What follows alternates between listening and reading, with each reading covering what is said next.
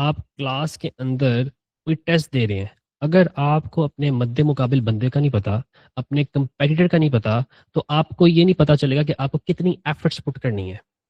अगर आपको ये नहीं पता कि आपकी जो दौड़ है उसके अंदर जो आपका ओपोनेंट है वो कितनी स्पीड के साथ दौड़ता है, तो आप लोग उसको बीट करने के लिए उस हिसाब से तैयारी नहीं करेंगे।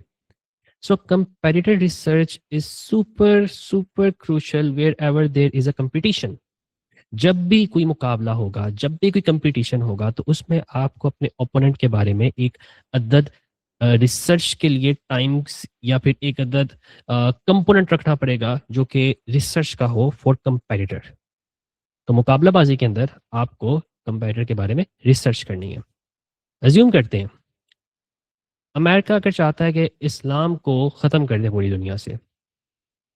आप एक जनरल हैं जो कि अमेरिका के साथ काम करते हैं, आपका नॉलेज बहुत तगड़ा है, दुनिया के बारे में आपने बहुत ज़्यादा पढ़ा हुआ है, आपको हर चीज़ के बारे में इल्म है और आपको एक्सपीरियंस भी है, पास्ट एक्सपीरियंस भी है।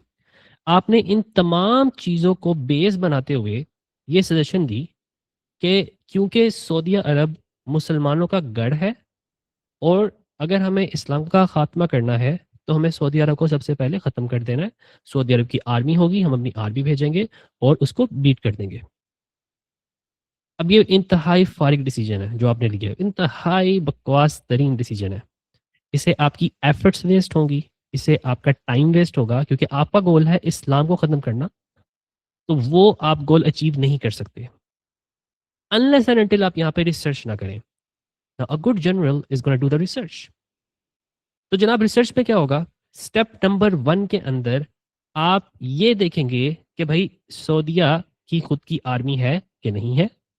सऊदीया की आर्मी नहीं है, अगर उसकी आर्मी जो है वो पाकिस्तान उसको आर्मी डिप्लॉय करके दे रहा है, तो if you want to beat Saudia, आपको सऊदी पे हमला करने की बजाय सबसे पहले पाकिस्तान पे हमला करना पड़ेगा। ठीक है, आपको सबसे पहले पाकिस्तान को कमज़ोर बनाना पड़ेगा। पाकिस्तान को इंटरनल अफेयर्स में इतना फंसा देना पड़ेगा कि उसको अपनी जो फॉरेन अफेयर्स हैं उनके ऊपर टाइम स्पेंड करने का मौका ही ना मिले, उनके बारे में सोचने का मौका ही ना मिले। तो जो स्ट्रेटेजिक जर्नल्स होते हैं जिनकी स्ट्रेटेजी थोड़ी सी चेंज होती है, जो दिमाग से असल मायने में काम लेते हैं, वो रिसर्च करते हैं। They are gonna do the research और वो कहते हैं कि यार अगर हमें इस्लाम का खात्मा करना है तो हमें क्या करना पड़ेगा, हमें सबसे पहले पाकिस्तान को कमज़ोर करना है ताकि जब हमारी वहाँ पे आर्मीज जाएं तो वहाँ पे हमें बीट करने के लिए कोई भी आर्मी ना भेज सके। सो आपको चला पता कि पाकिस्तान और सऊदीया के ताल्लुकात बहुत अच्छे हैं, तो you start making Pakistan weak. अब ये था एक नॉर्मल जनरल, और अब आते हैं वो जनरल जो हमारे आज के सेशन में हमारे साथ बैठे हुए हैं। ये वो लोग हैं जो इससे भी बेहतरीन प्लान बनाएंगे। वो मजीद रिसर्च करेंगे और ये जान लेंगे कि भाईजान अगर आपको इस्लाम को ख़त्म करना है तो असल दुश्मन सऊदीया नहीं है, असल दुश्मन ईरान है, क्योंकि ईरान इज़ इस्लामिक एक्टिविस्ट। जो इस्लाम की एक्टिविटीज़ होती हैं वो ईरान की तरफ से की जा रही होती हैं, सऊदी अरब की तरफ से नहीं की जा रही होती। सऊदी अरब जो है वो बस नाम का मुसलमान कंट्री है, वहाँ पे सारे के सारे अमेरिकन काम हो रहे हैं। तो वो क्या करेंगे, वो सबसे पहले अटैक करेंगे ईरान को।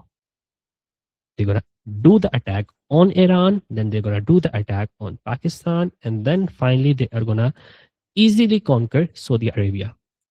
तो सिंपल सी स्ट्रेटजी बनाई, रिसर्च की, चीज़ों को समझा, अपने कंपेटिटर्स को अगर आपने सही तरीके से आइडेंटिफाई कर लिया तो आप कोई भी जंग, कोई भी कंपटीशन, कोई भी मुकाबला कभी भी नहीं हारेंगे।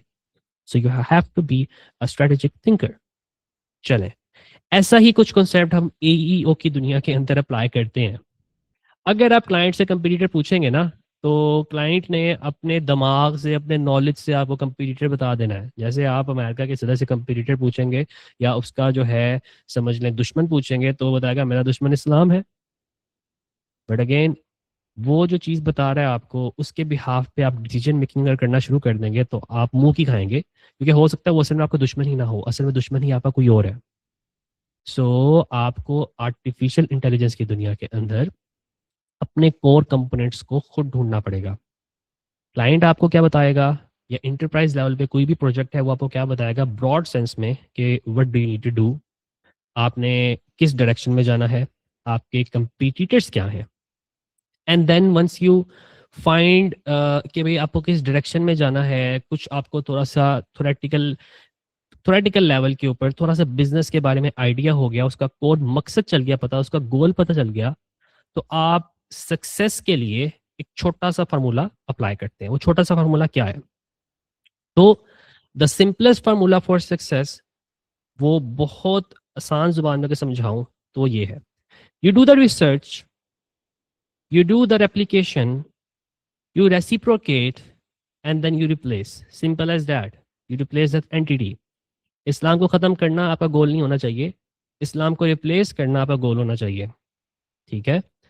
You do the research, you replicate the model, you reciprocate, and then you replace, and then there come black hat strategies कि भाई आप अपने कंपटीटर को डीफेम कर दें, अपने कंपटीटर के अगेंस्ट गुरिल्ला वॉर शुरू कर दें। ठीक है? So that is happening, that is grey hat practices और ब्लैक हैट प्रैक्टिसेस जो कि इस वक्त दुनिया में भी चल रही हैं। तो मुसलमानों के खिलाफ आए दिन नए नए प्रोपेगेंडाज होते हैं, तो those things are pretty much grey hat. लेकिन हमारा काम यहाँ पे ग्रे हैट टेक्टिक्स को फॉलो करना नहीं है, हमारा काम यहाँ पे वाइट हैट टेक्टिक्स को फॉलो करना है। So what we gonna do is we are gonna be expert of this formula for success. Research करेंगे, तगड़ी रिसर्च करेंगे, रेप्लिकेट करेंगे, रेसिप्रोकेट करेंगे, and then we are gonna replace our competitor. मुकाबले को हम लोग रिप्लेस कर लेंगे। ये सिंपल सी थ्योरी है। अब रिसर्च में क्या होता है? तो यार रिसर्च में आप लोग ये देखते हैं कि what has been working in the market, market में क्या चल रहा है, मार्केट की डिमांड्स क्या है, आपके कंपेटिटर्स किस तरह के हैं, कंपेटिटर एआई में क्या चीजें साइट कर रहे हैं। अब we are gonna leave the knowledge behind and we're going to focus more on artificial intelligence now. So in the research, what we're going to do is we are going to study what has already been working, market की demand क्या है, answer engine के अंदर competitors कौन से हैं, AI में क्या चीजें साइट हो रही हैं, obviously those are your competitors. Successful business model क्या है, उनके मॉडल्स को स्टडी करेंगे। सक्सेसफुल कंटेंट का मॉडल क्या है, उनके मॉडल को स्टडी करेंगे। कस्टमर के पेन पॉइंट्स क्या है, कस्टमर असल में पूछ क्या रहा है आपसे, आप इन तमाम चीज़ों को स्टडी करेंगे फॉर द रिसर्च पर्पसेस। आप अपने कंपटीटर के जो कस्टमर्स हैं उनको समझेंगे, उनके पेन पॉइंट्स समझेंगे और कोशिश करेंगे कि उन पेन पॉइंट्स की आप बाद में एक्सप्लॉयटेशन करें। आप उन पेन पॉइंट्स को यूज़ करते हुए कस्टमर में चर्निंग एलिमेंट को पैदा करें। चर्न का मतलब होता है एक बिजनेस से दूसरे बिजनेस में चले जाना, तो आपके पास हो ताकि माइग्रेट होना शुरू हो जाए। सो these components, ठीक है, all of these components are pretty important if you want your business to grow, if you want your business to bloom. Simple as that. So you do the research and then you start doing the replication. तो replication में क्या होता है, आप research करते हैं, आपको कुछ कंपटीटर मिल जाते हैं, उन कंपटीटर्स में से आप 3 से 4 कंपटीटर्स पकड़ते हैं जिनको आप रेप्लिकेट कर सकते हैं, उनका मॉडल बड़ा अच्छा होता है, बड़ा सस्टेनेबल लग रहा होता है, those things are working as well, आपको उनकी अप्रोच बड़ी अच्छी लगती है, आप उनको रेप्लिकेट करते हैं। So the next step, this is step 1, and then we have step 2 which is to replicate. You replicate the model that is working. आपको एक नए सिरे से काम नहीं करना होता, आपको अडेप्ट करना होता है प्रूवन स्ट्रेटजीज के ऊपर, आपको फॉलो करना होता है एक वैलिडेटेड प्रोसेस जो ऑलरेडी चल रहा है। क्यों, मैं ये क्यों कहता हूँ हमेशा रेप्लिकेशन से स्टार्ट करो? देखो सिंपल सा फॉर्मूला है मेरी नज़र में, जीनियस लोग कॉपी करते हैं और बेवकूफ़ लोग इन्वेंट करते हैं। लाइव एग्जाम्पल, थॉमस एडिसन, वो किसका मौजिद था, उसने बल्ब बनाया था, क्या उसने लग्जरियस लाइफ गुजारी? नहीं। लेकिन जनाब फिलिप्स जनाब जो कि फिलिप्स कंपनी के मालिक हैं, उन्होंने बहुत ज़्यादा लग्जरियस लाइफ गुजारी है। On basis of what? On basis of the invention जो कि थॉमस एडिसन ने की थी। ठीक है? So what you need to do is you need to become street smart, you need to take inspiration about what is working और उसके ऊपर काम करके कोई नई चीज़ बनाएं, एंड दैट्स इट, आप सक्सेसफुल बन जाएंगे। तो सक्सेस का फार्मूला सिंपल सा है, you need to replicate. Europe में ऐसी बहुत सी कंपनीज हैं जो अमेरिकन बेस्ड टेक्नोलॉजी को जर्मन लैंग्वेज में ट्रांसलेट करती हैं और उससे मालामाल हो जाती हैं। फ्रांस में ऐसी बहुत सी कंपनीज हैं जिन्होंने अमेरिकन बेस्ड कंपनीज को रेप्लिकेट किया हुआ है और मालामाल बन गई हैं। इंडिया के अंदर, इनफैक्ट इंडिया के अंदर ऐसी बहुत सी कंपनी है जो कि सेम चीज जो कि यूएस में चलती है उसको इंडिया में कॉपी करती हैं and then they become successful. इसी तरह से ज़रूरी नहीं होता कि आप डिटो छापा लगाओ, आप उसका कॉन्सेप्ट लो, समझो, अपना दिमाग इस्तेमाल करो, उसके ऊपर एक पूरा एक घर बना लो और उसके ऊपर आप जो है पैसे बनाओ, सिंपल एज़ दैट। आपने एक छोटी-सी स्कीम समझी, मैंने आपको छोटी-सी स्कीम समझाई, इसके ऊपर आप अपनी पूरी इसकी पूरी स्कीम को इवॉल्व करें, स्टडी करें, रिसर्च करें, इसको स्केल करें, नई हाइट्स तक लेके जाएँ और लॉन्च करें, मेरे कंपेटिटर बने। देन जब आप रेप्लिकेट कर लेते हैं तो रेप्लिकेशन के बाद आपको कोई यूनिक एलिमेंट चाहिए होता है, because you have replicated what your competitor has been doing. तो आप में और आपके कंपेटिटर में कोई फर्क नहीं रहा, सो आपको रेसिप्रोकेट करना पड़ता है। तो what do we do in reciprocation? So we have a step which is step 3। In step 3 we reciprocate, we provide the value first, we build the trust first. Education सबसे पहले होती है इसके अंदर। आप देना सीखें माँगने से पहले। अगर मैं आपसे कोई चीज़ माँगना चाहता हूँ, उससे पहले मैं फ्री ऑफ कॉस्ट कुछ ना कुछ आपको दूँगा, ठीक है? So I will first try to educate you guys. Selling मैं बाद में करूँगा। हो सकता है ये सारी लेक्चर सीरीज़ जो है, वो कुछ बेचने के लिए मैंने रखी हो। एट द एंड में अपना कोर्स बेच दूँ आप लोगों को, पॉसिबल, ठीक है? I could start building trust around a group of people जो कि मेरे स्किल से बहुत ज़्यादा इम्प्रेस हो जाएं and afterwards I can launch a course और उसमें ह्यूज अमाउंट ऑफ इन्वॉल्वमेंट्स आ जाएंगी, सिंपल एज दैट।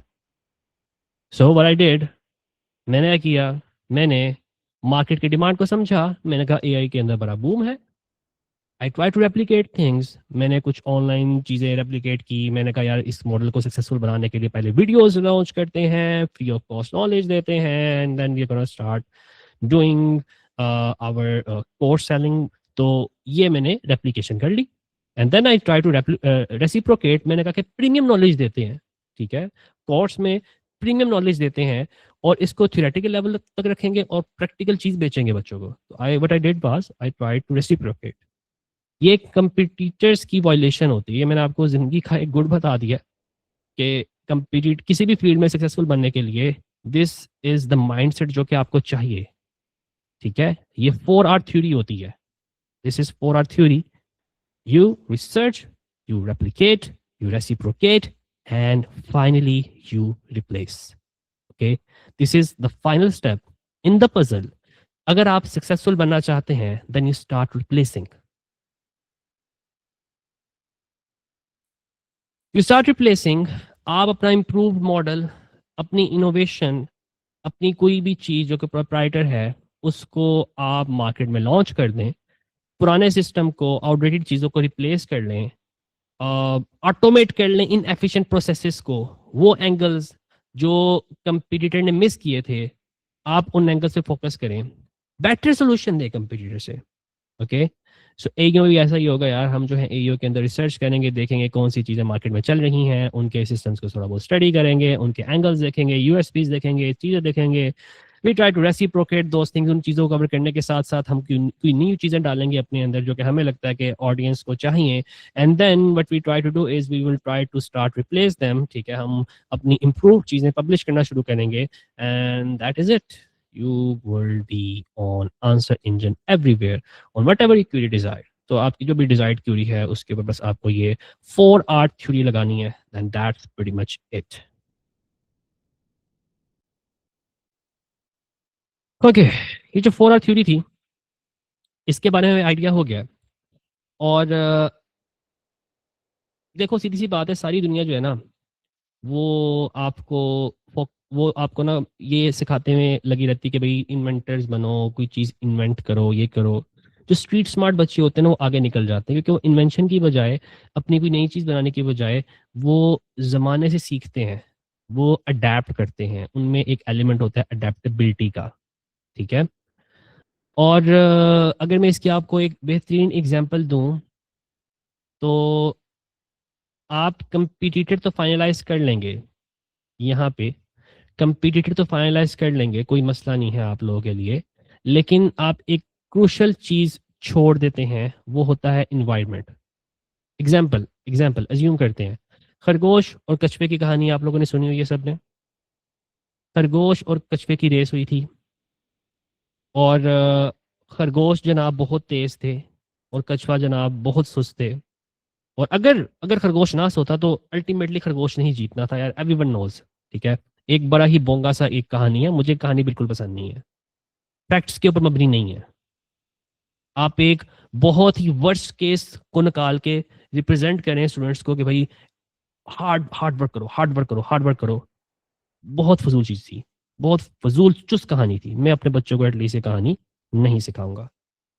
मैं जो कहानी का एंगल उनको बताऊंगा वो एंगल सिंपल सा है। वो एंगल ये है कि द इन्वायरमेंट जिसमें उन्होंने रेस की थी, वो इन्वायरमेंट खरगोश के लिए बेनिफिशियल था, कछुए के लिए नुकसानदेह था। इनको चाहिए था अगर रेस लगानी थी समुद्र में लगाते, फिर देखते क्या होता। खरगोश जीत के दिखाता, फिर वो जीत के वो जीत के कैसे दिखाता, वो जीत के दिखा ही नहीं सकता था। सो इन्वायरमेंट जहां पे कंपटीशन हो रहा है, that environment is super important. सारी दुनिया आपको अच्छे कंपटीटर फाइंड करने के लिए पुश करती है, लेकिन आपको ये नहीं बताती कि भाई किस फील्ड में जाओ, इन्वायरमेंट कौन सा सिलेक्ट करो। इन्वायरमेंट सिलेक्शन के मॉड्यूल्स ही नहीं होते। आपको जो है शुरू होते ही, जैसे ही आपकी जिंदगी शुरू होती है, आपको लगा दिया जाता है कि भाई पढ़ो पढ़ो पढ़ो पढ़ो पढ़ो। किसने कहा यार, पढ़ना जरूरी तो नहीं है। अगर आपने सक्सेसफुल बनना है, आपको जो है अपना कंपटीटर आइडेंटिफाई करना है, तो स्पेस पहले आइडेंटिफाई करो कि आप किस स्पेस में जाना चाहते हो। क्या आप साइंस की ज़मीन में जाना चाहते हो, क्या आप कंप्यूटर की फील्ड में जाना चाहते हो, क्या आप बिजनेस की फील्ड में जाना चाहते हो। हर फील्ड के अंदर सक्सेस छुपी हुई है। So all you need to do is you need to first find the environment जहाँ पे आप सक्सेसफुल बन सकते हैं। एक पुरानी कहावत है, यू कांट जज the capability of a fish by its power to climb the tree. जो दरख्त को क्लाइम करने की एट्रीब्यूट है वो फिश के अंदर है ही नहीं, तो आप उसकी भी हाफ के ऊपर फिश को जज नहीं कर सकते। Fish will always fail. हाँ, फिश का काम है समुंदर में तैरना, उसको अगर आपने जज करना है, एनालाइज करना है, तो समुंदर के अंदर तैराकी के पॉइंट ऑफ व्यू से उसको एनालाइज करें, उसको ग्रेड करें। इन शॉर्ट, हमें यहाँ पे दो चीज़ें फाइनलाइज करनी होती है। जब भी कंपटीटर्स की आप बात करेंगे, तो आज के बाद आप लोगों ने हमेशा दो चीज़ें फाइनलाइज करनी है। Number one, easy beating competitors. Number two, easy beating environment. वरना आप बेवकूफ़ हैं। कछुआ बेवकूफ़ था, अकलमंद नहीं था। खरगोश अकलमंद था। उसने इजी बीटिंग कंपेटिटर पकड़ा। क्या क्या पकड़ा उसने? उसने पकड़ा कछुआ। उसने इजी बीटिंग एनवायरनमेंट पकड़ा। क्या पकड़ा उसने? भाई मैदान में दौड़ेंगे। तो भाई ये कहानी का टाइटल था बेवकूफ कछुआ, ठीक है, अकलमंद खरगोश। तो आपकी कहानी का जो ये स्कूल से आपको बताई जाती है ना कहानी, उससे आपकी बुनियादें थोड़ी सी खराब कर दी जाती हैं। Just try to disturb the idea which but you have been taught throughout the life, अगर आप सक्सेसफुल बनना चाहते हैं। अब अगर मैं बात छेड़ी दी है, तो इस छेड़ी हुई बात को हम थोड़ा सा आगे लेके जाते हैं और कंपटीटर, जो इजी बीटिंग कंपेटिटर्स हैं, इनको फाइनलाइज करने की तरफ आते हैं। अब आपको इजी बीटिंग कंपेटिटर तभी पता चलेगा जब आपको सारे कंपेटिटर्स का आइडिया होगा। आपको पता होगा जंगल में शेर भी होता है, आपको पता होगा जंगल के अंदर भालू भी होता है, आपको पता होगा जंगल में ये भी है, ये भी है, ये भी, तभी आप डिसाइड करोगे ना। क्योंकि ये चीज़ जो है ऐसे ही है कि आपने सारी जिंदगी देखे ही शेर है, तो आप कंपेटिटर किस तरह फाइनलाइज करोगे? आपको तो आप आपसे पूछूंगा भाई आपका कंपेटिटर कौन होना चाहिए, आप बोलेंगे शेर। ठीक है, क्यों? क्योंकि आपको पता ही सिर्फ और सिर्फ शेर का है, तो आपको बाकी जानवरों का पता ही नहीं है। सो कंपटीटर को फाइनलाइज करने के लिए, इजी बीटिंग कंपेटिटर को फाइनलाइज करने के लिए, आपको अपने कंपेटिटर्स को ग्रुप करना पड़ता है। ठीक है, आपको अपने कंपेटिटर्स को 3 सेट्स में डिवाइड करना पड़ता है। ठीक हो गया? So you need to have 3 sets of competitor. Answer engine में भी आपको सेम स्कीम लगानी है। 3 set of easy beating competitors आपने फाइनलाइज करने हैं। सबसे पहले आ जाते हैं आपके रियल AI कंपेटिटर्स, ठीक है। ये कंपेटिटर्स कौन से होते हैं? ये कंपेटिटर्स वो होते हैं जो कि फील्ड में काफ़ी टाइम से हैं, ठीक है। They are in the field for quite some time, they are super tough to beat.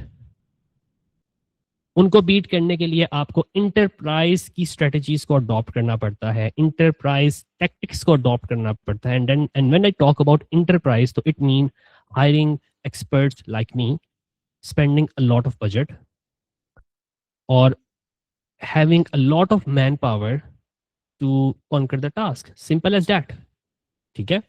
और अगर मैं आपको इसकी निशानियां बताऊं, निशानियां अगर मैं बात करूं इसकी कि इसकी कौन कौन सी निशानियां हैं, तो सिंपल सी बातें यार, इसकी निशानियां आपकी ये बन जाती हैं कि फील्ड में काफ़ी टाइम से होते हैं, कंसिस्टेंटली हर एक क्यूरी पे साइट हो रहे होते हैं, इनकी एज बहुत ज़्यादा होती है, और स्ट्रॉन्ग ब्रांड सिग्नल्स होते हैं, साइटेशंस, रिव्यू, ट्रस्ट इनका बहुत तगड़ा होता है, बना होता है ऑडियंस के ऊपर। इनकी ब्रांडेड क्यूरीज पे सर्च हो रही होती हैं, ब्रांडेड क्यूरीज पे सर्च है। फॉर एग्जांपल मैं बात करता हूँ किसी भी फील्ड की, अगर उसमें मुझे एक ऐसा बिजनेस मिलता है जिसके 1000 ट्रस्ट पायलट रिव्यूज़ हैं, ऑब्वियसली उसके बड़े स्ट्रॉन्ग सिग्नल्स हैं, मैं अभी बच्चा हूँ, मेरा 1 से 2 ट्रस्ट पायलट के रिव्यूज़ हैं, मैं उसको बीट नहीं कर सकता।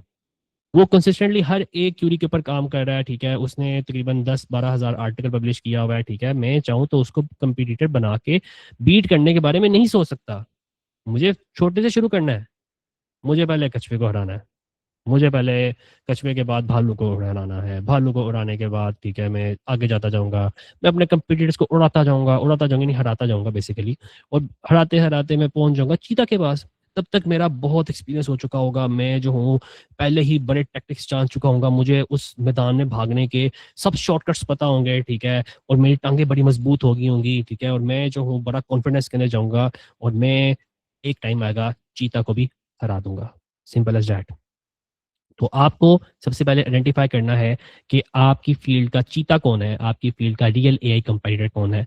And after finalizing real AI competitors, ठीक है, आपको फाइंड करने होते हैं एक्टिव कंपटीटर्स।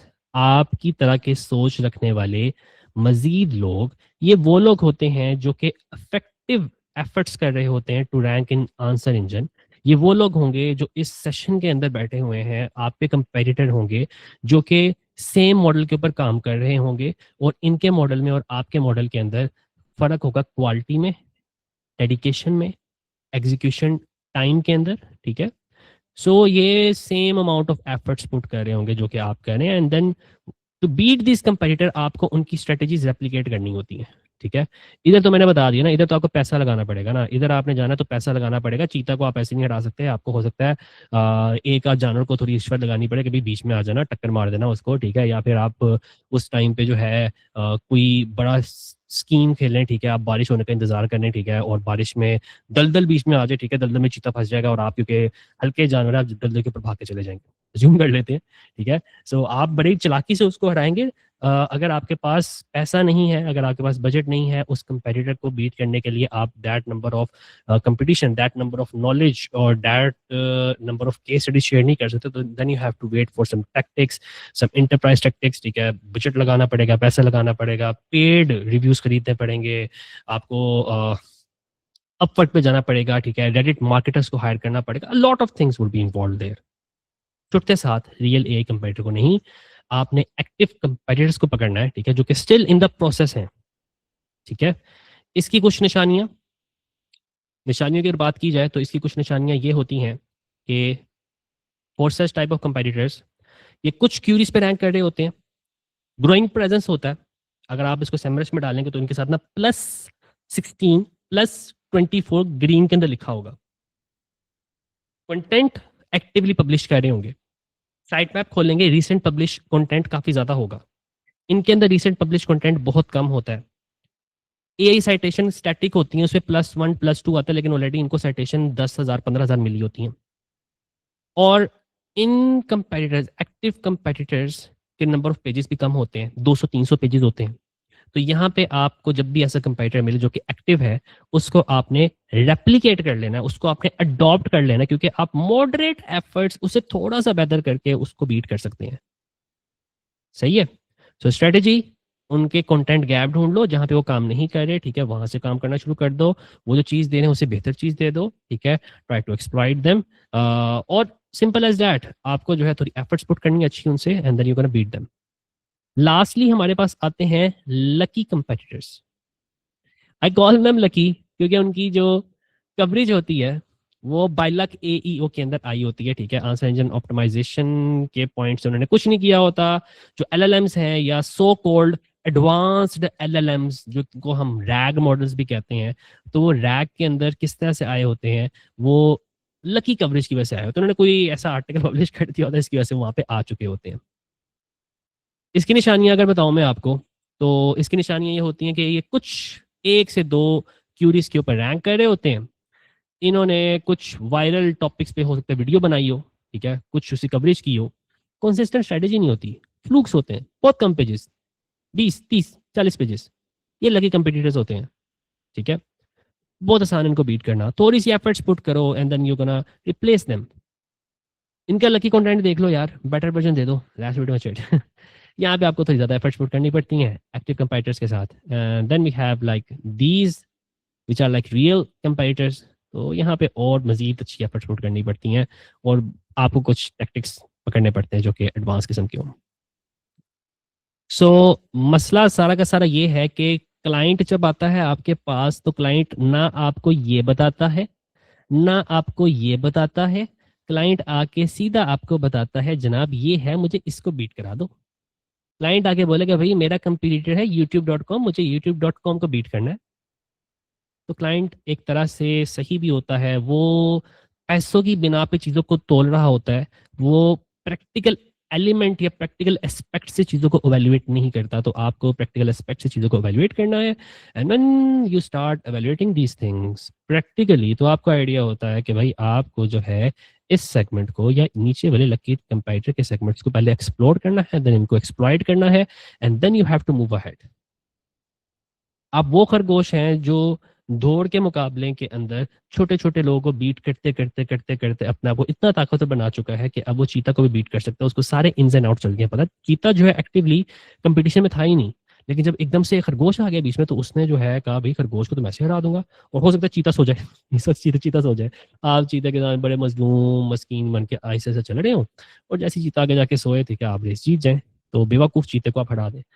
इन शॉर्ट यार ये सिंपल सी चीज़ है, आपको अपना दिमाग इस्तेमाल करना है, और दिमाग इस्तेमाल करके आपको कंपटीटर्स को 3 ग्रुप्स में डिवाइड करना है। और इसलिए मैं इसको कहता हूँ ऑर्बिट, ठीक है। सो ये ऑर्बिट मैप होता है मेरा।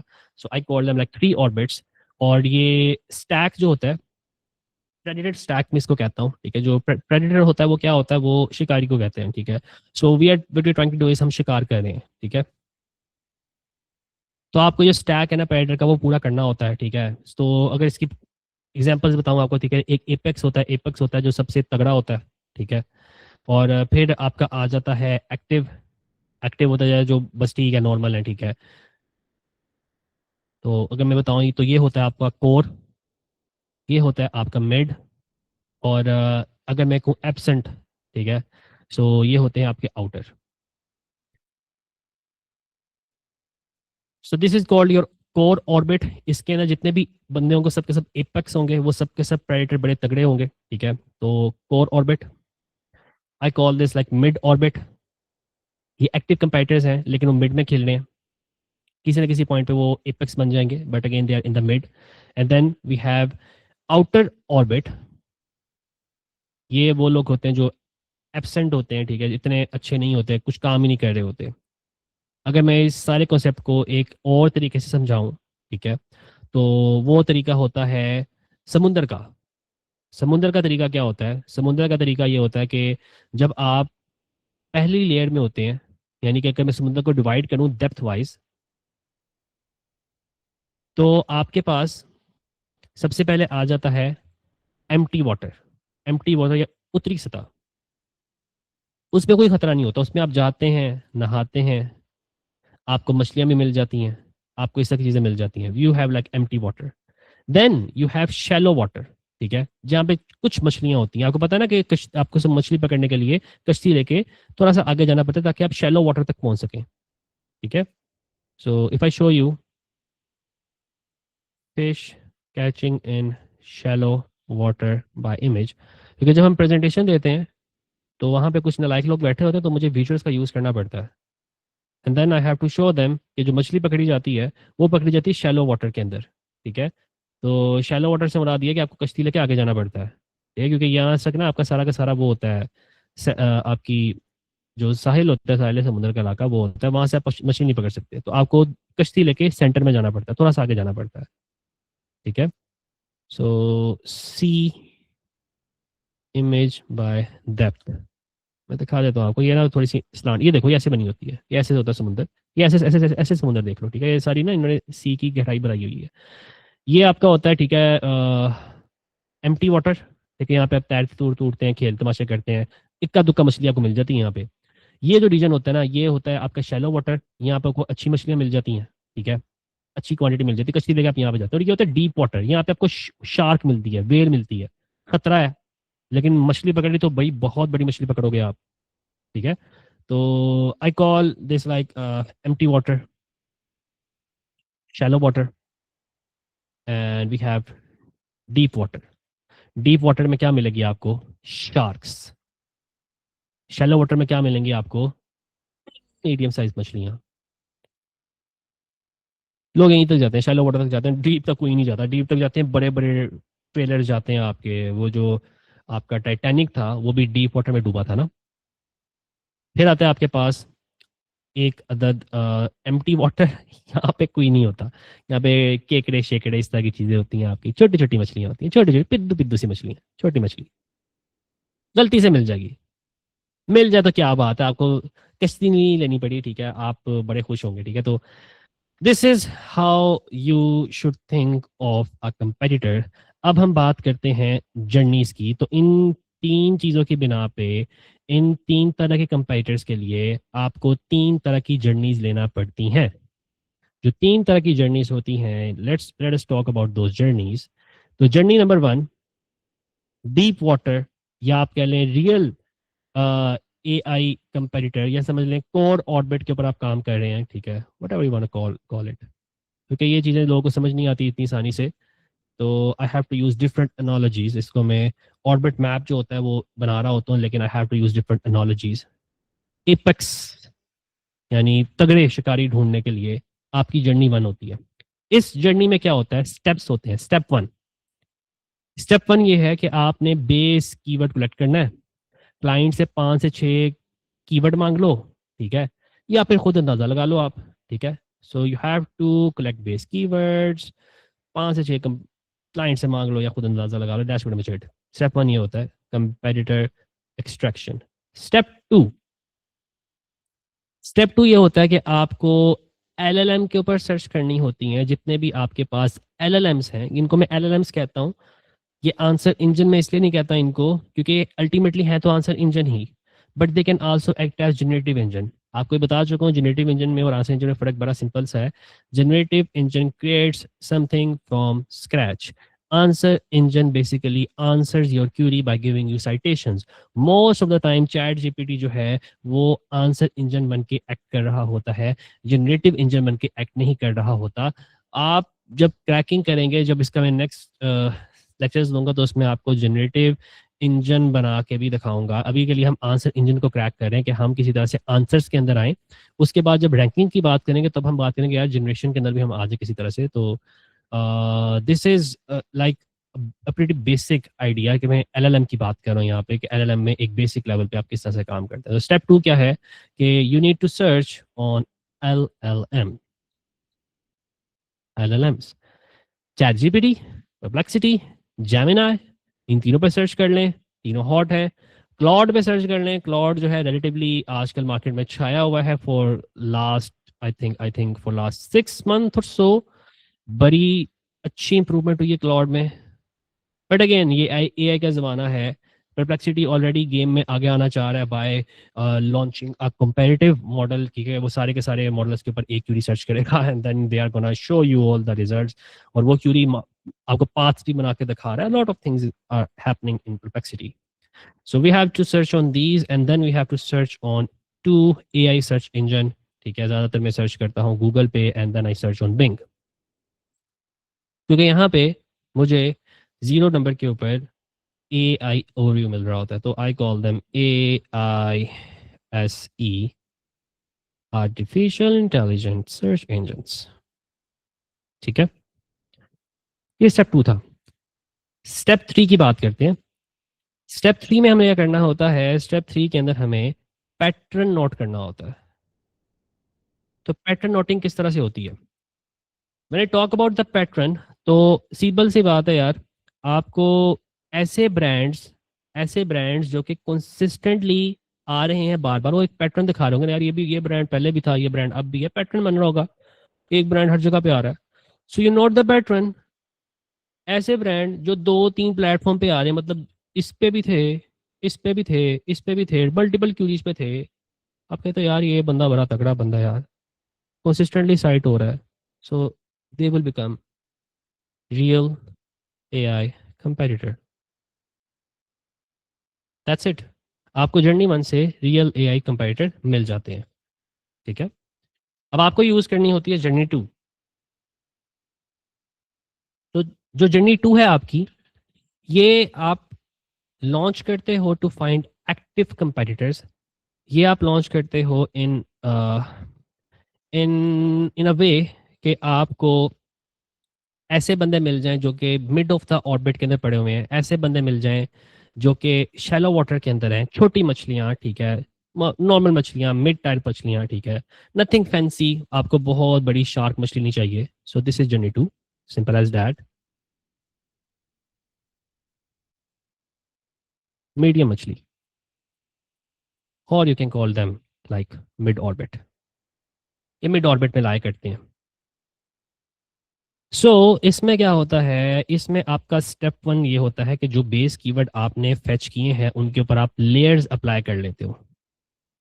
लेयर्स मैंने लास्ट सेशन में बताई थी, दोबारा से बता देता हूँ। So we can add multiple layers, आप चाहो इसको स्केल कर सकते हो। लोकेशन है, person type, demographic, budget, problem, time, comparison, negative, ठीक है, और भी कुछ आ जाती हैं। ठीक है, I have created small file for you, उसको मैं दिखा भी दूंगा।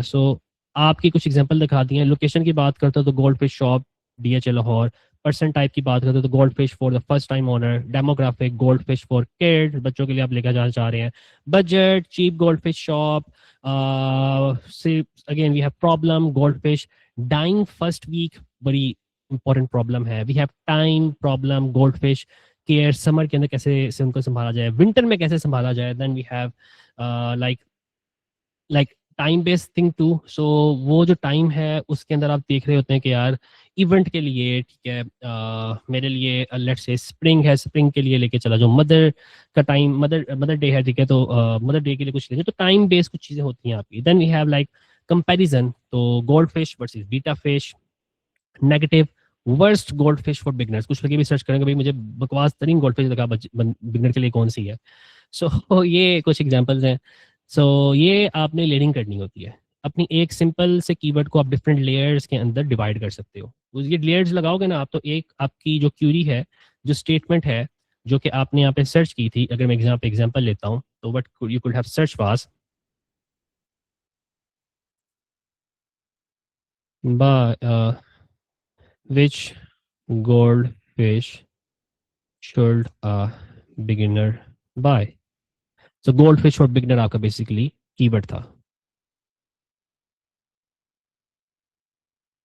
अगर कीवर्ड आपका क्लाइंट कहता है कि मेरा है कि गोल्ड फिश फॉर बिगनर, यहाँ से आप क्यूरीज बना सकते हो कि which gold fish should a beginner buy.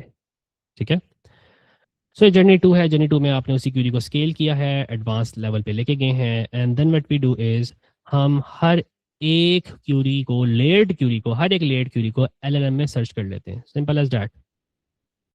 ठीक है, एंड आफ्टर सर्चिंग आपका स्टेप 3 ये होना चाहिए कि जो जो न्यू नेम्स आ रहे हैं, जो जो न्यू नेम्स आ रहे हैं इन लेयर्स में, उनको आप लिस्ट कर लो, वो एक्टिव कंपैरेटर्स हैं।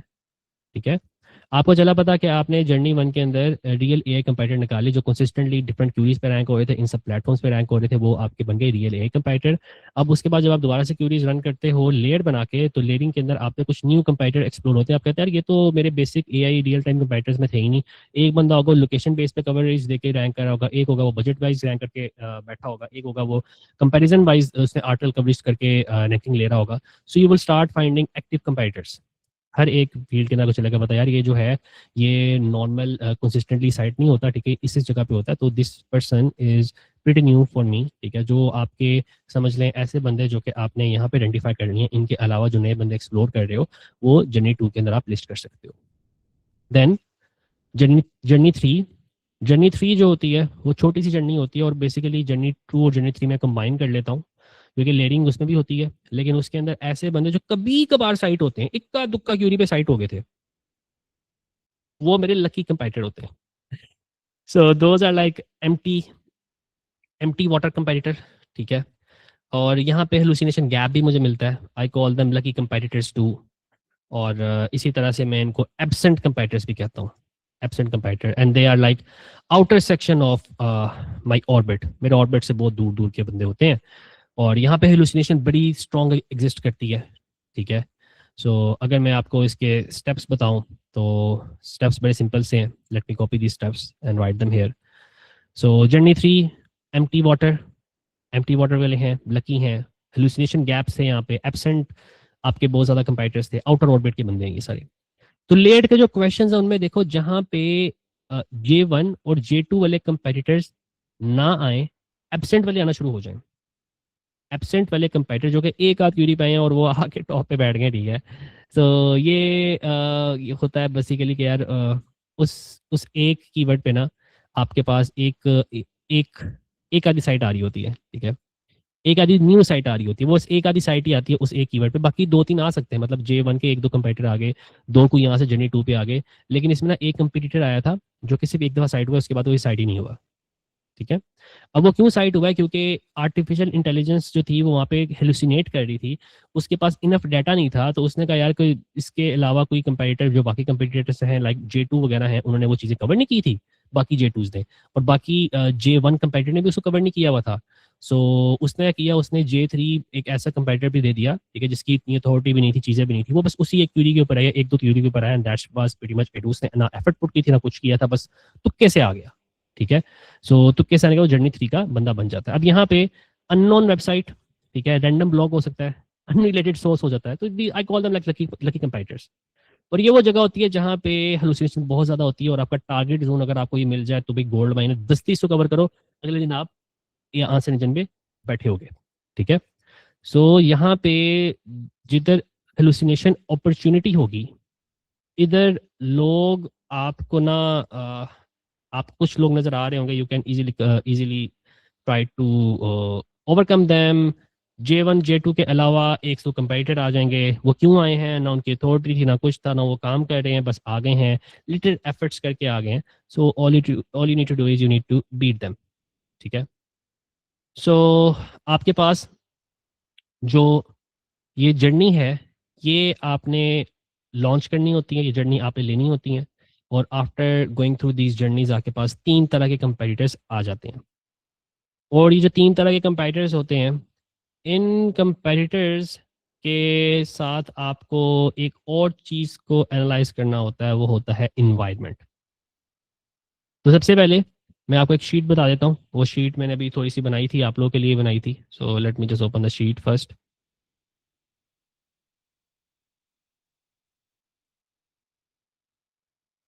सो ये हमारा प्रेडेटर स्टैक होता है, इसमें हमारे पास ऑर्बिट्स होते हैं, ठीक है। सो ऑर्बिट्स को आप कलरफुली मार्क भी कर सकते हो, ठीक है, वो आप बाद में शूटिंग शूटिंग करके मार्क कर लेना। खैर होता बड़ा सिंपल सा काम है कि आपको यहाँ पे क्यूरीज लिखनी होती हैं, ठीक है, J1 की। तो J1 की क्यूरी आके बन सकती है कि बेस्ट गोल्ड फिश और बिगनर। कंप्यूटर बनकर आपने यूआरएल लिखना होगा यहाँ पे, ठीक है, अफरीदी स्टोर डॉट पी के। यहाँ पे लिख देना है इसकी पोजीशन, तो पोजीशन होगी इसकी सेकंड, कंपेटिटर 2 था, इसकी 1 आ जाएगी, इसकी ये आ जाएगी, इसकी ये आ जाएगी, ठीक है। देन अगेन आप चाहें तो आप इसको थोड़े छोटे लेयर्स में डिवाइड भी कर सकते हैं, वो again it depends client client का बजट कितना है, ठीक है। आप चाहें तो दो सिस्टम को अपने पास कंसिडर कर सकते हैं, लाइक चैट जीपीटी और क्लॉड को। आप चाहें तो 500 को कर सकते हैं। It is gonna take some time, that's very much it. तो आप जो है इसकी यहाँ पे इन दोनों को मर्ज कर लें। और मैं जो आपको एग्जांपल दिखाई थी वो एग्जांपल भी ऐसी ही थी, ठीक है। वो उनका बजट ज़्यादा था क्लाइंट्स का, तो मैंने फिर उनको ये करके दिखा दिया था इस तरह से। यहाँ पे आप कर लेंगे चैट जीपीटी, बोनस में दिखाई भी थी आपको इस शीट मैंने। चैट जीपीटी कर लेंगे, यहाँ पे क्लॉड कर लेंगे, ठीक है। सो ये जर्नी वन होती है आपकी, ठीक है। जर्नी वन के अंदर आपकी कुछ क्यूरीज होती हैं, 4 से 5 होती हैं। और यहाँ पे कंपटीटर 1 2 3 4 5, वो जो कंपटीटर होते हैं वो लिख लेते हैं, कंसिस्टेंटली रैंक हो रहे होते हैं, ठीक है। हर एक को भी आप लिख सकते हैं, यानी कि हो सकता है J1 में भी आपको इक्का दुक्का मिल जाए, लेकिन खैर यहाँ पे आपको आइडिया मिल जाएगा कि यार ये कंपटीटर ये इधर भी हो रहा है, इधर भी हो रहा है, दोनों जगह हो रहा है, ठीक है। ये दोनों जगह हो रहा है, ठीक है। X Y Z, यहाँ पे ये 1 आएगा, यहाँ पे 2 आ जाएगा, यहाँ पे ये डैश लगा दो, यहाँ पे ये 1 आ गया, ठीक है। यहाँ पे ये 3 आ गया, 4 आ गया, डैश लगा लो। और ये जो कंपटीटर है, ठीक है, ये यहाँ पे नहीं था, यहाँ पे नहीं था, यहाँ पे भी नहीं था, लेकिन यहाँ पे एक दफ़ा आया था दो, और ये तीसरी तीसरे नंबर पे यहाँ पे आया था, ये 10वें नंबर पे यहाँ पे आ रहा था। सो एट द एंड ना मैं बड़ा आसान सा काम करता हूँ, मैं यहाँ पे काउंट कर लेता हूँ। सो ये मैं काउंट कर लेता हूँ, ये है the number of numeric value in a data set. तो ये मैं काउंट करता हूँ यहाँ से लेके यहाँ तक। तो ये मुझे बता देगा कि भाई 2 न्यूमेरिक वैल्यूज़ हैं। तो ये एक नंबर मुझे मिल जाता है, ठीक है। इस नंबर के बिहाफ पे मैं अंदाज़ा लगा लेता हूँ भाई कि मेरे कौन कौन से कंपेटिटर्स हैं जो कि कंसिस्टेंटली साइट हो रहे हैं।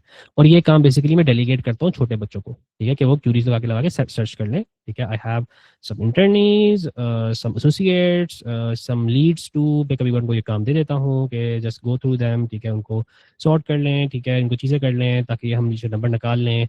उनको भी थोड़ा बहुत आइडिया हो जाता है। तो this is a little bit repetitive task, और इसके लिए आप एक एजेंट भी बना सकते हैं जो कि क्यूरी सर्च करके आपको वहाँ से चीज़ वगैरह निकाल के ऑटोमेटिकली शीट पे पॉपुलेट कर दे। तो एआई बेस्ड एजेंट आप बना सकते हो इसके ऊपर, जो ये काम एजेंट आपके बिहाफ पे कर दे, ठीक है। सो ये बेसिकली जर्नीज होती हैं, ये जर्नी वन है। इसी तरह से जब आप क्यूरी करते हैं,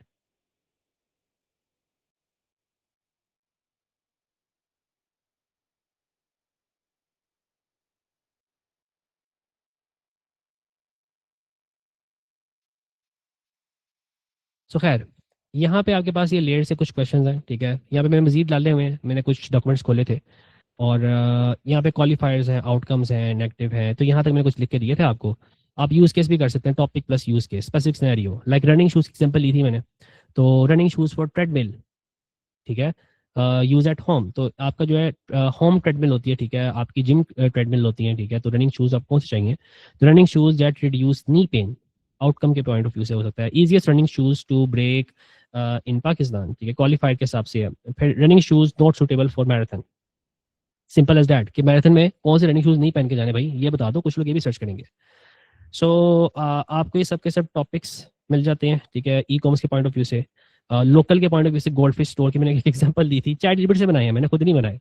सो मैंने कहा budget gold fish setup under 2000, we have gold fish और बीटा फिश फॉर बिगनर्स। उसको मैंने कहा था मेरी अगर बेस क्यूरी ये है, ठीक है, गोल्ड फिश फॉर बिगनर, तो उसके पॉइंट ऑफ व्यू से बना दो। देन वी हैव सास, तो CRM software for Pakistan startup, CRM for solo founders, CRM to close deal before quarter end, CRM not suitable for enterprise companies। ठीक है, तो आप जो है डिफरेंट लेयर्स लगा के अपनी बेस क्यूरी को एक्सपैंड कर सकते हैं, वो जो भी आपकी बेस क्यूरी है, ठीक है। तो this will allow you to have J2 J3। तो आप क्या कर सकते हैं, बाद में आप देख सकते हैं यहाँ पे ये सारी जर्नीज को इकट्ठे भी मैप कर सकते हैं, ठीक है। एक का दुक्का कंपेयर, ये जो जिसका स्कोर सबसे कम होगा ना, लाइक ये 1 आ रहा होगा, वो बेसिकली आप बाद में ना उनको सॉर्ट कर सकते हैं ऐसे करके। और फिर आप कहेंगे यार ये वाला कंपेटिटर जो है ये मेरा ऑर्बिट 1 है, ठीक है। तो ऑर्बिट 1 को आप कलर कर सकते हैं येलो, ये मेरा ऑर्बिट 2 है, ऑर्बिट 2 को आप कह सकते हैं orange, based on this number, ठीक है, बेस्ड ऑन दिस नंबर, ठीक है। नंबर यहाँ पे आ रहा होगा, ठीक है, 16, ठीक है। ये आप क्यूरीज ना बाद में यहाँ पे लिस्ट करते जाएं, लिस्ट करते जाएं, ठीक है। फॉर एग्जाम्पल मैं यहाँ पे क्यूरीज लिस्ट कर देता हूँ ये सारी की सारी। हाँ, ये लिस्ट कर लें, ये फार्मूला लगा लें, काउंट का लगाना है आपने, जो मिलेगा, ठीक है, उसको यहाँ पे लिस्ट कर लें, ठीक है। तो ये पोजीशन वाइज काउंट आपने लगा लेना यहाँ पे। और ये आपने ऑर्बिट्स बना लेने हैं। तो आपका ऑर्बिट 1 आ गया, ठीक है, आपका ऑर्बिट 2 आ गया, और then we have like orbit 3। तो ये आप कर लें ग्रीन कलर से। सो ये ग्रीन है, ये आप येलो से कर लें, कलर थोड़े अच्छे कर लेते हैं हम, ठीक है, ये येलो से हो जाता है। और ज़्यादातर मैं इसको बनाता हूँ रेड, ठीक है, ये वाले मैं बना लेता हूँ रेड, ठीक है। So we have like this yellow, red and green. Start अगर यहाँ से कर लें, यहाँ से कोई मिल जाए आपको तो बेहतरीन काम हो जाएगा। So all you need to do is आपको बेसिकली इन कंपेरेटर को फाइंड करके ऑर्बिट्स के अंदर रखना होता है, ठीक है। तो comparator and then we have orbits. तो वी हैव लाइक 3 ऑर्बिट्स, आप 4 बना लें, आप 5 बना लें, आपकी मर्जी है, लेकिन मोटे मोटे 3 ऑर्बिट्स होते हैं, ठीक है। चलो, अब बात आ जाती है, अगर हमने बात छेड़ ही दी है तो बात आ जाती है अब इन्वायरमेंट की। अब इन्वायरमेंट कैसे फाइनलाइज करें भाईजान, इन्वायरमेंट क्यों फाइनलाइज करना है, इन्वायरमेंट फाइनलाइजेशन से क्या मतलब है। ये थी कंपटीटर बेस और क्यूरी बेस ग्रुपिंग जो है, ये क्यूरी बेस ग्रुपिंग जो है ये भी बड़ी इंपॉर्टेंट होती है हमारे लिए। तो एक काउंट हमने यहाँ पे लगाना था, मैं थोड़ा सा इसको प्यारा सा बना देता हूँ ताकि आप लोगों को बाद में मज़ा आए, ठीक है। सो 1 कर देते हैं, ये काउंट जो है ये थोड़ा सा आगे तक ले जाते हैं, ठीक है। बल्कि आप चाहें तो आप बाद में यहाँ पे सम भी कर सकते हैं, मैं ज़्यादा इसको सम भी कर लेता हूँ, या एक कॉलम बना सकते हैं, आपकी मर्जी है, आप जैसे चाहें इस शीट को फॉर्मुलेट कर सकते हैं। ज़्यादातर जो है क्लाइंट को चैट जीपीटी ही चाहिए होता है, ज़्यादातर इनका एक कॉलम ही बनता है। आप चाहें आपका बिजनेस आप मल्टीपल जगह भी कर सकते हैं, लेकिन ज़्यादातर क्लाइंट को चैट जीपीटी चाहिए होता है, और हर किसी को चैट जीपीटी चाहिए, मुझे नहीं पता क्या मसला है लेकिन चैट जीपीटी चाहिए। सो यहाँ पे आ जाओ, पता है मुझे, ठीक है, लेकिन आपको ही पता है चैट जीपीटी क्यों चाहिए, मार्केट का किंग जो है चैट जीपीटी। सो यहाँ पे आप क्यूरीज को थोड़ा सा स्केल कर लेते हो।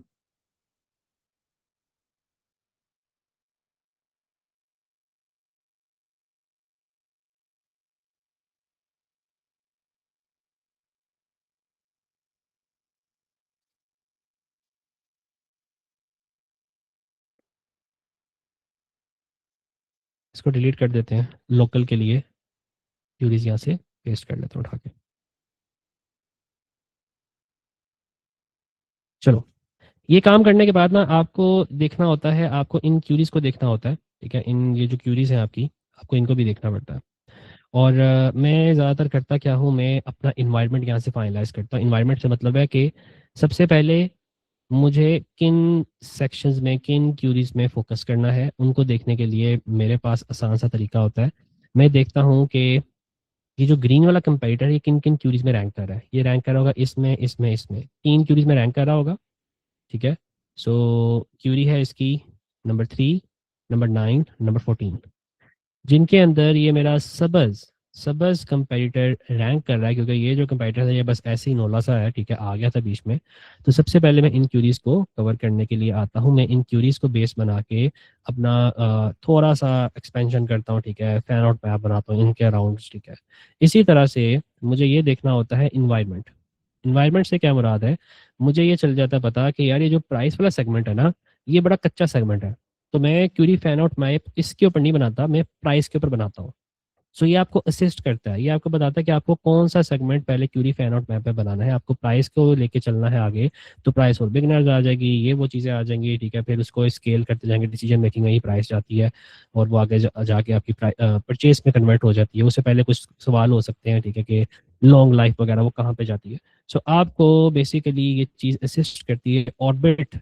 ये ऑर्बिट मैप आपको बताता है कि आप कौन कौन सी चीज़ों को पहले फोकस कर सकते हैं। नाउ कम्स के हमारी इन्वायरमेंट्स क्या होती हैं, इन्वायरमेंट से क्या मुराद है, इन्वायरमेंट को कैसे देखना है, क्यूरीज को कैसे देखना है, कौन कौन सी क्यूरीज आपकी अच्छी हैं, ठीक है।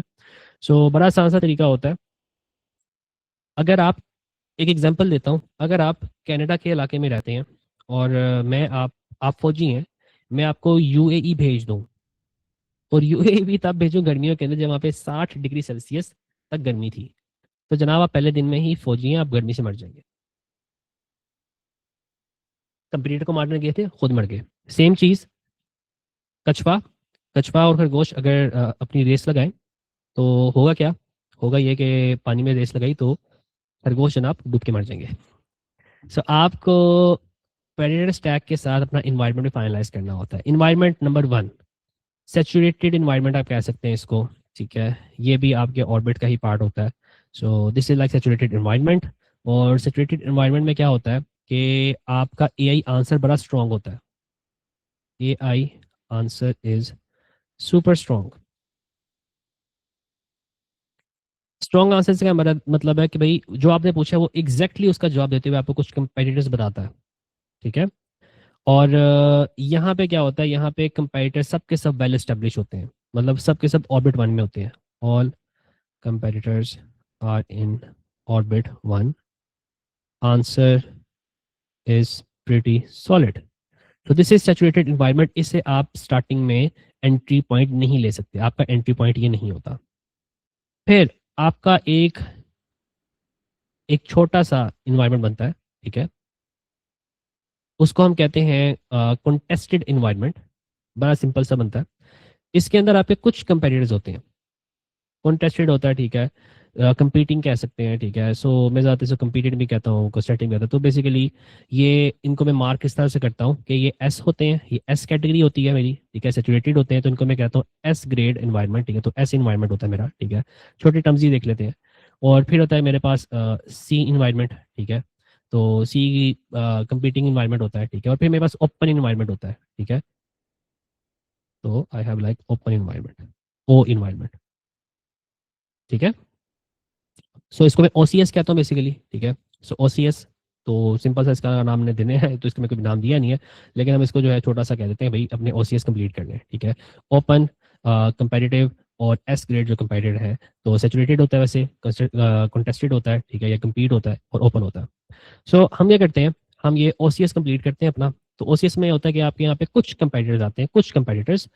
तो यहाँ पे गैप्स होते हैं। तो एआई का आंसर जो होता है ना वो इनकंसिस्टेंट होता है, यानी कि आपको चैट जीपीटी ने कोई और आंसर दिया होता है आपको, जैसे हमने प्रीवियस केस में देखा भी था ना, कैसा हो रहा था किसी जगह पे, तो वो इन्वायरमेंट था, कंपीटिंग इन्वायरमेंट था। ठीक है। तो मदर डे के लिए जब मैंने सर्च किया था स्टार्टिंग के लेक्चर्स में, gold fish for mother day, तो वो हमारा कंपीटिंग इन्वायरमेंट था। तो ए का आंसर थोड़ा सा इनकंसिस्टेंट होता है अक्रॉस डिफरेंट प्लेटफॉर्म्स। इसी तरह से आप यहाँ पे हल्की फुल्की एफर्ट्स करके रैंक कर जाते हैं। आपको चल जाता पता यार कि इसके अंदर जो है चीज़ें हेलुसिनेट हो रही हैं, चीज़ें खराब हो रही हैं। तो there is small amount of hallucination involved. Open environment जो होता है ना, ये ओपन इन्वायरमेंट ये आपका हेलुसिनेशन जोन होता है। यहाँ पे बहुत तगड़ी इन्वायरमेंट्स के अंदर ना हेलुसिनेशन आ रही होती है।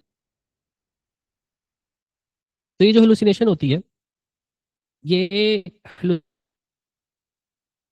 की बिना के ऊपर ना आपका स्ट्रॉन्ग कंपेटिटर आपको सजेस्ट नहीं कर रहा होता बेस्ड ऑन कि इसका बड़ा स्ट्रॉन्ग यूएसपी आपको बता नहीं रहा होता। ठीक है। ये आपको इधर उधर की बातें पड़ेगा, आए शाय आए माए शाय करेगा। और आप जब ओसीएस अपना एनालिसिस करते हैं ना, हर क्यूरी के रिस्पॉन्स के ऊपर आपने ओसीएस एनालिसिस करना होता है। बड़ा बेसिक सा एनालिसिस है। क्या आपका कंपिटिटर, आप अगर ओसीएस की बात करते हैं, सो अगर आपका कंपिटिटर बड़ा तगड़ा वाला कंपेटिटर है और टू द पॉइंट आंसर दे रहा है कि भाई इस बंदे ने अब बताया हुआ है कि मैं लाहौर में देता हूँ, लाहौर में इसका 6 माइल के ऊपर घर है, ये है वो है, so that thing is called S environment. ठीक है। वो आपका बड़ा तगड़ी क्यूरीज बनती हैं। ठीक है। उन क्यूरीज के ऊपर जाने का फायदा नहीं है। ठीक है। तो I what I do is usually I start grading these queries too. ठीक है। मैं यहाँ पे ज़्यादातर एक कॉलम ऐड कर लेता हूँ। ठीक है। और यहाँ पे मैं कहता हूँ ठीक है ओसीएस ग्रेडिंग। और मैं बेसिस ऑन द रिजल्ट्स, ठीक है, इसको नंबर देता हूँ, या तो ये ओ होगा, या ये सी होगा, या ये एस होगा। Simple as that. हो सकता है ये एस हो जाए, ये ओ हो जाए, या ये सी हो जाए, कंपिटिटिव हो जाए। एस इसको समझ लो। ठीक है। कि आपने ना कोशिश करनी होती है कि आपको ना ओ वाले सेगमेंट्स मिल जाए। तो अगर आपको कोई सेगमेंट मिल जाता है ओ वाला, वेल एंड गुड। ठीक है। आपको ये 2 से 3 मिल जाते हैं, यहाँ पे आप इस सेगमेंट को इसके बिहाफ पे ओ भी बना देते हैं। सो आपको क्या करना होता है, आपको ऐसी चीज़ें देखनी होती हैं अगर आपको सेगमेंट्स पकड़ने हैं। ठीक है। जिसके ऊपर मैं क्यूरी फैन आउट मैप बनाना है, तो मैं ज़्यादातर ओ सेगमेंट्स पकड़ता हूँ, उनके ऊपर क्यूरी फैन आउट मैप बनाता हूँ।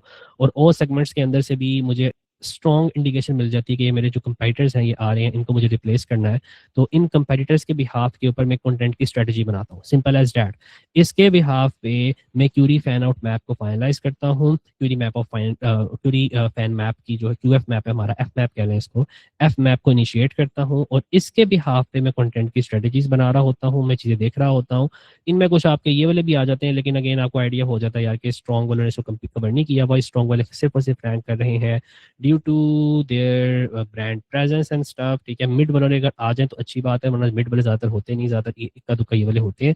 तो यहाँ से मैं कुछ कोर पॉइंट देख रहा था, क्योंकि उनका फोकस ही उस एक आध कोर पॉइंट पे होता है। वो जो चैट जीपीटी एलएलएम है वो इस एक आध पॉइंट को इतना स्ट्रांगली अटैच करके बैठा होता है उस क्यूरी के साथ, कि वो कहता है यार इस बंदे ने क्योंकि बताया कि 1996 से है, बाकी इन दोनों ने अपनी एज वगैरह मेंशन नहीं की हुई थी, तो इस वजह से ये बंदा रैंक कर रहा है। तो वो जो एज फैक्टर होता है उसको मैं लिख देता हूँ, हाँ भाई ये एज फैक्टर है मेरा, तो मुझे अपने पास एनालिसिस में इसको कवर करना है। ये क्यूरी ये जो एनालिसिस है, इसके बाद ये अभी है रिसर्च। रिसर्च के बाद होता है इस पे एनालिसिस। एनालिसिस के अंदर आप यहाँ से चीज़ें वगैरह निकाल रहे होते हैं, ठीक है। सो ये जो छोटा सा फार्मूला होता है, ठीक है, ये हमने काफ़ी फास्ट किया होता है, ये 5 से 10 मिनट में बन जाता है आपका। क्यूरीज बन जाती हैं, ठीक है। उस क्यूरीज को जो है पीछे सर्चिंग जा रही होती है, और सर्चिंग के बाद इधर से जो चीज़ें आ रही होती हैं लड़के उसको लिख देते हैं, ठीक है। ये क्यूरीज ज़्यादा नहीं बनती, ये कम ही बनती है। आपको 2 से 3 क्यूरीज होती हैं, 4 हो जाती है, 5 हो जाती हैं, ठीक है। उसकी हम जो है लेयरिंग कर लेते हैं। लेयरिंग के बाद हम जो है उसको सर्च कर लेते हैं, ठीक है। और समझने के लिए बहुत बेहतरीन होता है, क्यूरी को समझ के आप, ठीक है, ओसीएस मार्क कर लेते हैं, ठीक है। और ओसीएस मार्क करने के बाद आपको चल जाता है पता कि यार ये इन सेगमेंट्स के अंदर मेरे लिए काफ़ी अच्छी अपॉर्चुनिटी है। और जो मेरे पास पोटेंशियल बंदे हैं, ठीक है, ये ऑर्बिट, आउटर ऑर्बिट देख सकता हूँ मैं, आउटर ऑर्बिट ने क्या किया हुआ था, और ये जो मिड ऑर्बिट है इसने क्या किया हुआ था, और अगर मेरे पास कोर ऑर्बिट आता है तो इसने क्या किया हुआ था। तो कोर ऑर्बिट से ज़्यादातर मुझे रेपुटेशन मिलती है, यहाँ से कुछ मुझे कंटेंट मिल जाता है, और यहाँ से कुछ मुझे ऐसे पॉइंट्स मिलते हैं जो कि मुझे चलता है पता कि काफ़ी ज़्यादा स्ट्रांगली टाइड है इस क्यूरी के साथ, ठीक है। सो मुझे बेसिकली ओ से शुरू करना होता है, सी को कवर करना होता है, और एस को कवर करना होता है। और उसके लिए मैं क्यूरी फैन मैप्स बनाता हूँ, ठीक है। फैन मैप्स मिलते जाते हैं, उनको कवरेज देता जाता हूँ, देता जाता हूँ, and that is pretty much the formula. और यहाँ पे ये जो हेलुसिनेशन का एरिया आइडेंटिफाई करने वाला काम है ना, इसके ऊपर थोड़ी सी हम रोशनी डाल लेते हैं, ताकि आपको मजीद एलेबोरेशन मिल जाए कि हेलुसिनेशन के एरियाज हम किस तरह से आइडेंटिफाई करते हैं। सो देखो, 2 तरह की हेलुसिनेशन होती हैं। अगर मैं प्रैक्टिकल एग्जांपल बताऊं आपको, तो we have two two stages of hallucination. ये जो ओ बनता है ये हेलुसिनेशन की बेस पे बनता है। तो स्टेज वन वीक हेलुसिनेशन। और वीक हेलुसिनेशन में क्या होता है, इसकी निशानी भी आपको बताऊंगा मैं। स्टेज 2 होती है strong hallucination.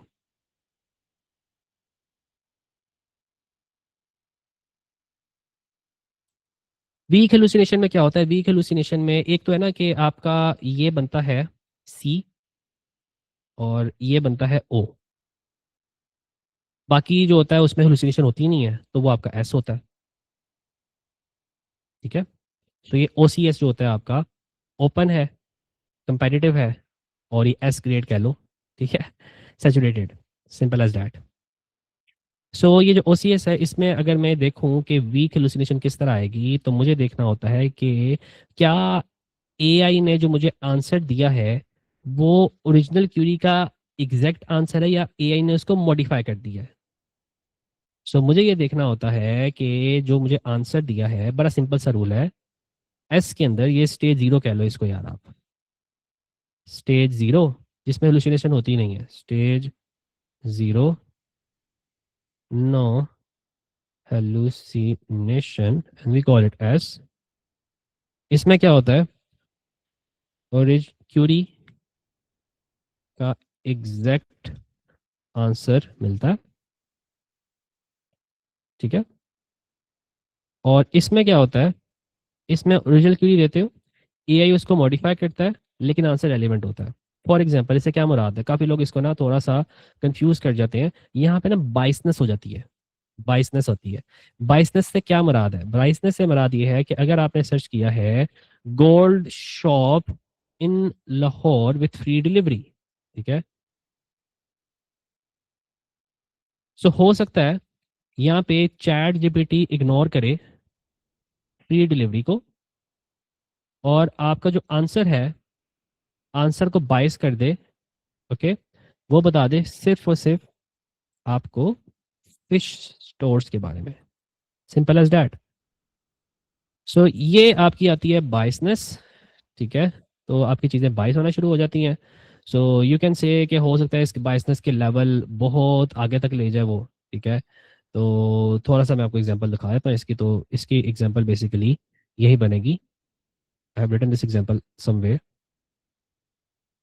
So gold fish shop in Lahore delivery search किया आपने, एआई ने आंसर दिया gold ship, gold fish shops in Pakistan.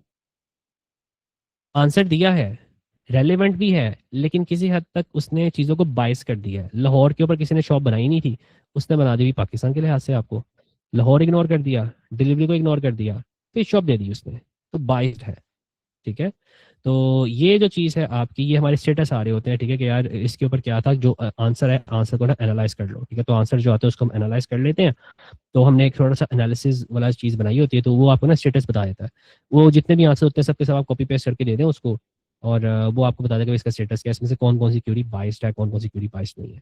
ठीक है, फिर आते हैं स्ट्रॉन्ग हेलुसिनेशन। स्ट्रॉन्ग हेलुसिनेशन क्या होती है? एआई जो होता है ना, वो आपकी क्यूरी को इस तरह मॉडिफाई करता है कि आपकी क्यूरी बन जाती है न्यू, कंप्लीट न्यू, एक नया एंगल मिल जाता है उसको। ठीक है, तो आपका आंसर होता है, आंसर समथिंग न्यू। सो मॉडिफाई इस तरह से करता है, ये गोल्ड माइन होती है, इस तरह से करता है, ये कम्प्लीटली न्यू डायरेक्शन में आंसर दे देता है। ये आपको सिंपल बोलेगा कि भाई मेरे पास इसका जवाब ही नहीं है, मेरे को नहीं पता, सिंपल सा आंसर देगा आपको। सो एआई आपकी क्वेरी को मॉडिफाई करेगा, देखेगा दूर से एक क्लोज रिलेशन बन रहा होगा। ठीक है, स्ट्रॉन्ग हेलुसिनेशन हो रही होगी। फॉर एग्जांपल, आपने एक आंसर किया कि गोल्ड शिप, गोल्ड फिश जो है उसकी जो है मुझे शॉप दिखाओ लाहौर के अंदर, तो एआई ने आपको पता है क्या आंसर दिया? एआई ने आपको आंसर दिया, how to setup gold fish tank.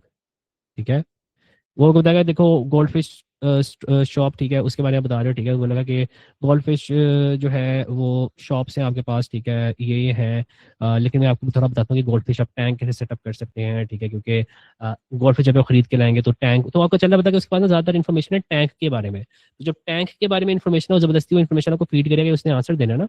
Gold ship fish के बारे में उसका स्टोरी नहीं है, बताएगा यार मेरे पास स्टोर्स तो नहीं है, लेकिन मैं आपको बता सकता हूँ कि गोल्ड फिश के ऊपर रख किस तरह सकते हैं। ठीक है, तो इस तरह के आंसर वगैरह दे रहा होगा। तो there is like strong hallucination, और यहाँ पे बहुत बड़ा गैप होता है। अगर मिल जाए बेहतरीन है, ना मिले, टीम को पता हो, क्यूरीज देते रहें। कहीं पे भी जैसे ही स्टेटस जो है इसका वो आए कि स्ट्रॉन्ग गैप है, इसको जो है टारगेट कर लो। ठीक है, तो आप उसको टारगेट कर लें। तो वी हैव लाइक स्टेटसेस। ठीक है, तो we have like strong gap. ठीक है, तो यहाँ पे आप डंप करवा सकते हैं ओपन क्यूरी, आप कह लें कि ओ, simple as that.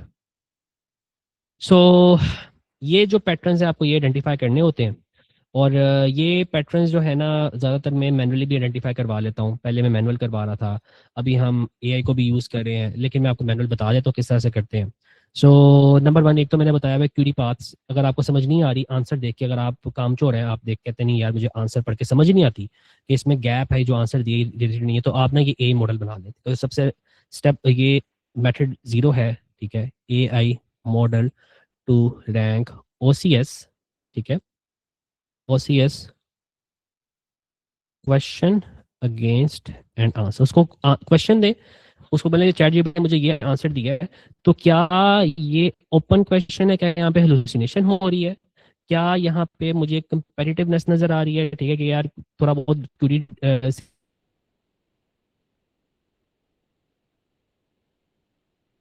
Answer deviate हो रहा है, या फिर ये स्ट्रेट वे सीधा मेरे सवाल का एग्जैक्ट जवाब है। ठीक है, तो ये ए मतलब ए आई सर्च को दे, A I search engine, I try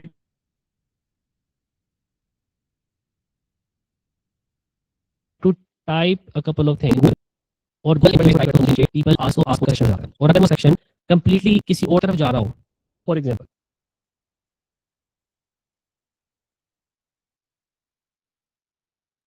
ये मैंने सर्च किया गोल्ड फिश शॉप लाहौर, नीचे गया people also search for, so gold fish shop Lahore prices, shop Lahore contact. देखो मेरी जो क्यूरी है ना वो शॉप लाहौर तक ही है, हो सकता है लोग यहाँ पे चेंज करना शुरू कर देते, gold fish for beginner.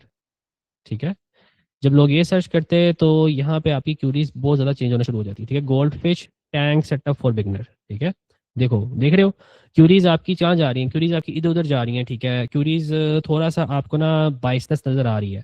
Tank भी स्टार्ट करोगे लेकिन आपको ना थोड़ा बहुत यहाँ पे बाइसनेस नज़र आ रही है। ठीक है, क्योंकि ये जो गोल्ड फिश और बिगनर है ना, ये जो क्यूरी आती है आपकी यहाँ पे, ठीक है, वो फुलफिल नहीं कर रही होती इंटेंट। अगले बंदे को पता, अगर बंदा ये देखता है तो बंदा कहता है यार ये गैलन है, यहाँ पे थोड़ा सा ग्रे शेड एरिया आता है, क्योंकि ना क्यूरी से यहाँ पे ना बंदे का सोचने का तरीका भी चेंज हो जाता है।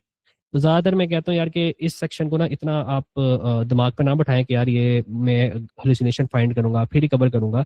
Just go with the flow, ठीक है। कुछ आपकी रेलिवेंट क्यूरीज निकल आएंगी। जो बंदा गोल्ड फिश फॉर बिगनर पे सर्च करेगा वो उसके टैंक के बारे में सर्च करेगा, क्योंकि आंसर इंजन ने उसको टैंक का बता दिया कि भाई तुम्हारे पास 20 से 30 गैलन का टैंक होना चाहिए। बंदा सोचता है मेरे पास गैलन गैलन ही नहीं है, इतना बड़ा मैं टैंक कहाँ से लेके आऊंगा, तो चलो टैंक पे सर्च करता हूँ, ठीक है। फिर वो क्या करेगा, फिर वो टैंक के ऊपर सर्च करेगा, ठीक है। अब ये जो चीज़ होती है ना, ये चीज़ इतनी ज़्यादा मॉडिफाई हो जाती है कि आपका जो एआई होता है ना वो आपका वो थोड़ा बहुत ना हेलुसिनेट कर रहा होता है कि मुझे क्या यहाँ पे टैंक के बारे में उसको बताना है, या मुझे गोल्ड फिश की फीचर्स के बारे में बताना है, क्या बताना है मुझे, ठीक है। तो बंदे होते हैं यहाँ पे क्यूरी चेंज करेंगे, क्यूरी चेंज करके करेंगे gold fish tank, TANK tank size, tank sizes, simple as that. तो ये जो क्यूरी का जो गैप फाइंड करने का तरीका, ये काफ़ी ना अब्स्ट्रैक्ट है, मुझे इतना खास पसंद नहीं है, ठीक है। मैनुअल है, आंसर सर्च के थ्रू आप पीपल आल्सो आस्क फॉर देखते हो, क्योंकि ना क्यूरी पाथ है और ये नेचुरल भी आता है, समटाइम नेचुरल भी है। देखो जो बंदा क्यूरी सर्च करेगा कि भाई बिगनर के लिए मुझे गोल्ड फिश दिखाओ, उसको जैसे ही टैंक के बारे में चलेगा पता, वो नेचुरली टैंक के बारे में सर्च करेगा।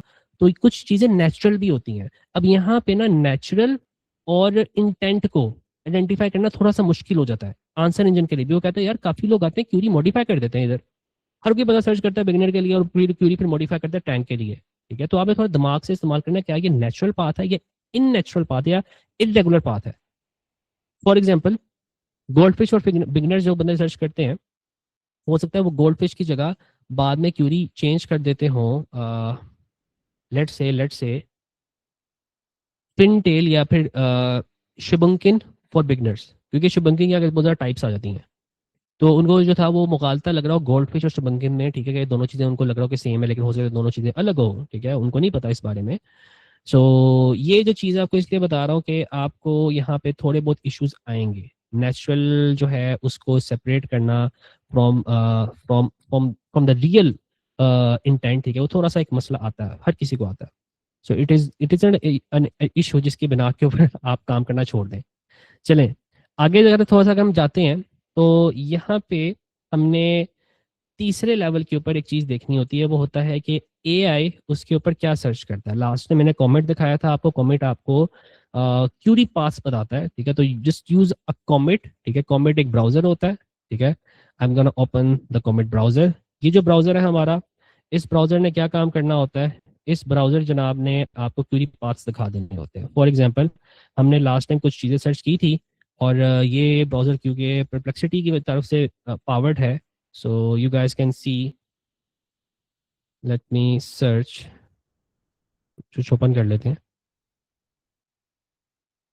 Gold fish types. तो ये आपको ना सारी की सारी क्यूरी पाथ्स दिखा देगा, ठीक है। It's taking some time. तो खैर जब तक ये लोड होता है, हम जो है देख लेते हैं कि मेथड्स कौन कौन से हैं इसके। बड़ा बेसिक सा काम है यार हेलुसिनेशन को स्पॉट करने का। यहाँ पे ना कुछ आपको मसले आएंगे, तो उसके लिए मैं कुछ रूल्स बनाए हुए हैं, और वो रूल्स जो है ये मैंने बेसिकली एआई को भी फीड किए थे। वो रूल्स मैं आपको दिखा देता हूँ।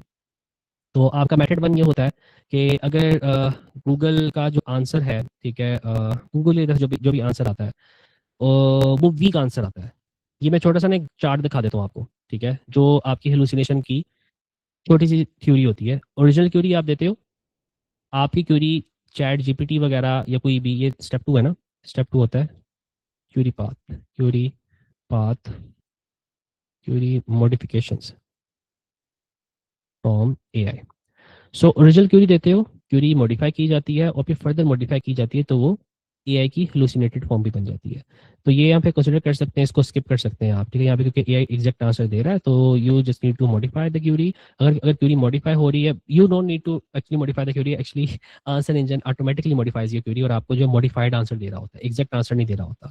तो यहाँ पे ना एआई आपकी थोड़ी सी वीक होती है, एआई का रिस्पॉन्स होता है यहाँ पे वीक होता है, यहाँ पे वीक हेलुसिनेशन होती है, और स्ट्रॉन्ग हेलुसिनेशन होती है जहाँ पे वो बहुत ज्यादा मॉडिफाई हो जाती है और आंसर ही कुछ और बन जाता है, ठीक है। वीक आंसर के एग्जांपल्स मैं आपको दे देता हूँ, ठीक है। वीक आंसर की अपॉर्चुनिटीज सिंपल सी हैं।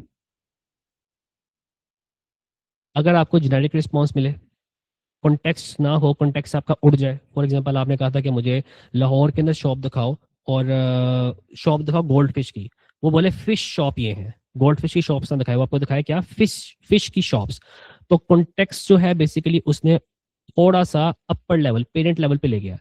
Either AI can entirely remove the context और it can elevate the context. इसी तरह से कुछ रॉन्ग इन्फॉर्मेशन आ सकती है आपको, ठीक है, आउटडेटेड कंटेंट आ सकता है, या आपको कह सकते हैं मेरे पास कोई स्पेसिफिक डाटा नहीं है, या आपको साइट जो है इररेलेवेंट साइटेशन दिखाना शुरू कर दे, साइटेशन देख लें आप लोग, या क्यूरी का जो एंगल है वो वही चेंज हो जाए आपका, तो दिस दिस मीन्स कि यार यहाँ पे अपॉर्चुनिटी है, वीक आंसर मिल रहा है आपको। सिंपल सी चीज़ है, अगर AI आपका एंगल चेंज कर देगा इसका मतलब है वो ओरिजिनल क्यूरी पे कॉन्फिडेंट नहीं है, ठीक है। फिर हमारे पास आ जाता है स्ट्रॉन्ग आंसर। स्ट्रॉन्ग आंसर क्या होता है? स्ट्रॉन्ग आंसर होता है कि आपका जो ब्रांड है, कोई भी ब्रांड है, ठीक है, वो रेलिवेंट ब्रांड साइट हो रहा है, इररेलेवेंट ब्रांड्स नहीं आ रहे, कॉन्टेक्स्ट प्रिजर्व्ड है आपका, डाटा जो है वो प्रूफ के साथ आपके पास पड़ा हुआ है, ठीक है, साइटेशंस दिखा रहा है आपको, साइटेशंस बड़े सॉलिड साइटेशंस है, क्लियर कॉन्फिडेंट रिकमेंडेशन है उसकी, ठीक है, हाँ भाई शाइन नहीं की उसने।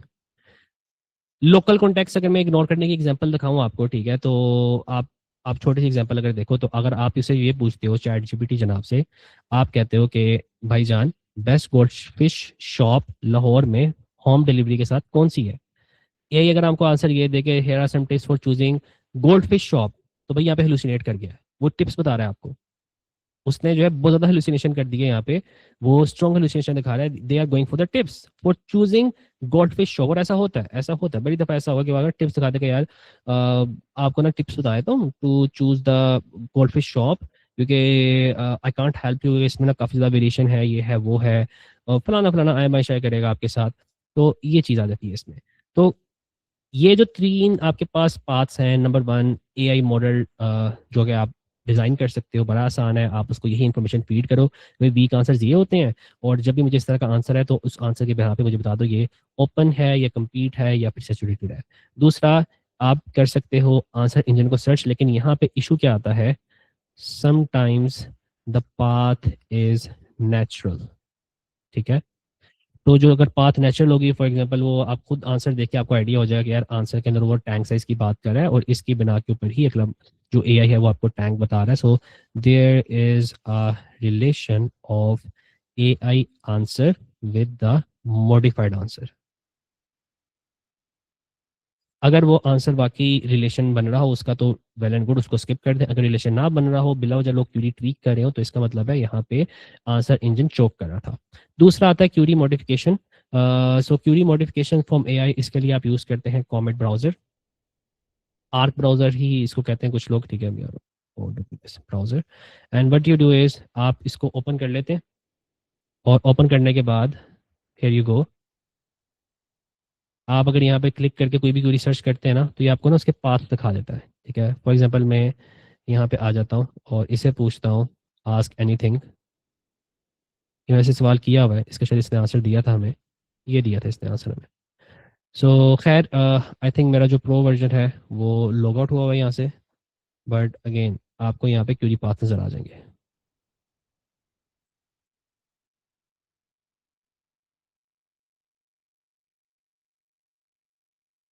ओके, ये आपको साइटेशन दिखा रहा है, फॉलोअप्स भी दिखा रहा है आपको कि लोग ये चीज़ें फिर फॉलोअप करते हैं, ठीक है, ये सवाल पूछते हैं। It is pretty slow, I think मेरे पास चीज़ें बहुत ज़्यादा खुली हुई हैं असल में। यहाँ पे आपको ऊपर ना एक क्यूरी पाथ का सेक्शन भी आ जाता है, ठीक है। सो यहाँ पे करके दिखा देता हूँ आपको, वैसे लॉगिन नहीं हुआ हुआ तो इसने पता नहीं क्यों मुझे लॉग आउट कर दिया। सो वरना मेरा प्रो अकाउंट यहाँ पे लॉगिन होता है, प्रो अकाउंट पे तो लास्ट भी नजर आते हैं मेरे पास। सो यहाँ पे सर्च कर लेते हैं, ये देखो रिव्यू 10 सोर्सेज, यहाँ पे स्टेप्स का आ जाता है। So give me top view of the sources, ये देखो ये आपको ना क्यूरीज दिखा रहा है आपको, ये सिर्फ कॉमेट ब्राउजर में आपको नजर आएगा। So you guys can see a World News March 26 give you an overview of top global news headline today. So these are all the query paths जो कि आपको नजर आ रही हैं। और मजेदार चीज़ें, प्रो मॉडल होगा ना आपके पास तो आप ये चीज़ें चेंज भी कर सकते हो, तो आप डिफरेंट क्यूरी पाथ्स देख सकते हो, तो आपको नजर आएगा कि यार इसकी जो क्यूरी थी मेन, इसमें से इसने इंपॉर्टेंट टर्म्स निकाली हैं, इंपॉर्टेंट टर्म्स को इसने बेसिकली ऑनलाइन सर्च किया है, तो these are the query paths. इन क्यूरी पाथ के अंदर अगर आपको इररेलेवेंट चीज़ें नजर आए, इसका मतलब है यार चैट जीपीटी थोड़ा सा हेलुसिनेट कर रहा है, चीज़ें खराब कर रहा है, तो ये there is a strong chance कि आप इस क्यूरी के अंदर डीप डाउन डाइव करके चीज़ें निकाल सकते हो। प्रैक्टिकल रूल्स बता देता हूँ, प्रैक्टिकल रूल्स बता देता हूँ आपको कि यूजली होता क्या है। क्लाइंट का बजट देख के ना मैं ऑटोमेटिकली चीज़ें डिसाइड कर लेता हूँ, अगर इतनी मुझे कम्प्लेक्सिटी में नहीं पढ़ना। अगर क्लाइंट का बजट कम होता है, सिंपल सा रूल बताऊंगा अब आपको। ये अगर आपने अपनी प्रेडिटर की स्टैकिंग कर ली, ये चीज़ें कर ली, ये जो लेयरिंग है ना, अब इसमें से आपको बेसिकली लेयर्ड, यहाँ पे लेयर्ड क्वेश्चन ही है ना एक तरह से, ये लेयर्ड क्वेश्चन ही है सारे के सारे। सो अगर आपका क्लाइंट का बजट कम है मोस्ट ऑफ द टाइम, तो मैं नेगेटिव के पॉइंट ऑफ व्यू से फोकस कर लेता हूँ। काफ़ी लोगों ने इस पर काम ही नहीं किया होता, ठीक है, नेगेटिव के पॉइंट ऑफ व्यू से ना, कि which fancy gold fish are bad for beginner, कोई भी इस पर काम नहीं करता, मैं इस पर काम कर लेता हूँ, ठीक है, नेगेटिव के ऊपर। नेगेटिव पे काम करता हूँ, एंटी ऑडियंस पे काम करता हूँ मैं, ये एंटी ऑडियंस है, ठीक है, gold fish not suitable for small bowls, ठीक है, सिंपल एज दैट। कौन बंदा इस पे आर्टिकल लिखता है? कोई भी नहीं लिखता इस पे आर्टिकल। बजट कम है, इसको पकड़ता हूँ, इन दोनों को पकड़ता हूँ। अगर आपने कभी भी आज भी अपनी साइट का करना है, किसी भी साइट का करना है, तो आप इस सेगमेंट को पकड़ें, नेगेटिव को, एंटी ऑडियंस को पकड़ लें, ठीक है, और एक लेयर होती है प्रॉब्लम की। ये 3 लेयर्स है। बजट कम है, आंखें बंद करके इनको पकड़ो, काम करो, आपको लकी कंपेटिटर भी मिलेंगे, क्योंकि यहाँ पे लकी कंपेटिटर ही होते हैं मोस्टली, यहाँ पे लकी कंपेटिटर बैठे होते हैं। आपको जो है इजी बंदे मिलेंगे टू रिप्लेस दोज गाइस, ठीक है, आप उनको रिप्लेस कर सकते हो। और अगर क्लाइंट का बजट थोड़ा सा ज़्यादा है, तो एक तो मैं बेस कीवर्ड को पकड़ते ही पकड़ता हूँ। ये जो बेस कीवर्ड्स थे ना आपके 4, इनको पकड़ता हूँ लाजमी। और इनको पकड़ने के बाद मैं देखता हूँ कि आपके मिड ऑर्बिट में क्या क्या चीज़ें रैंक कर रही हैं, ठीक है। After covering, obviously after covering these, ये कवर करने के बाद ये भी पकड़ता हूँ साथ में, और साथ में ये भी पकड़ लेता हूँ, ठीक है, लेकिन सबसे पहले इस पे काम करता हूँ। मिड ऑर्बिट की 2 से 3 क्वीज को पकड़ लेता हूँ, ठीक है, जिसपे ये तो लाजमी होगी, जो कोर है इनको लाजमी कर, तो बेशक यहाँ पे एस है, ओ है, सी है, जो भी है, इनके अराउंड कुछ टॉपिक्स वगैरह पब्लिश करता हूँ। और मेरी कोशिश ये होती है कि जहाँ भी मुझे सी मिले, सी जहाँ मिले मुझे, मैं वो सारा का सारा सेक्शन कॉपी कर लूँ। फिर मैं कहता हूँ ये जो छोटी मोटी क्यूरीज है ना, इररेलेवेंट, इनको बट कुछ कोशिश करना छोड़ दो, ठीक है। सो डायरेक्ट वहाँ से शुरू करो। बजट ज़्यादा है ना, तो उसमें मैं फिर आर्टिकल ज़्यादा पुश करवाता हूँ। सो ये हमारा सेशन जो था वो था कंपेटिटर रिसर्च का। अब ये जो कंपेटिटर फाइंड किए ना हमने, नेक्स्ट सेशन के अंदर हम इसके ऊपर करेंगे एनालिसिस, और इस एनालिसिस के बिहाफ पे फिर हम कुछ चीज़ें फाइनलाइज करेंगे जो कि हमारे थर्ड सेशन यानी कंटेंट राइटिंग के अंदर यूज़ होंगे, ठीक है। सो let me stop the recording now.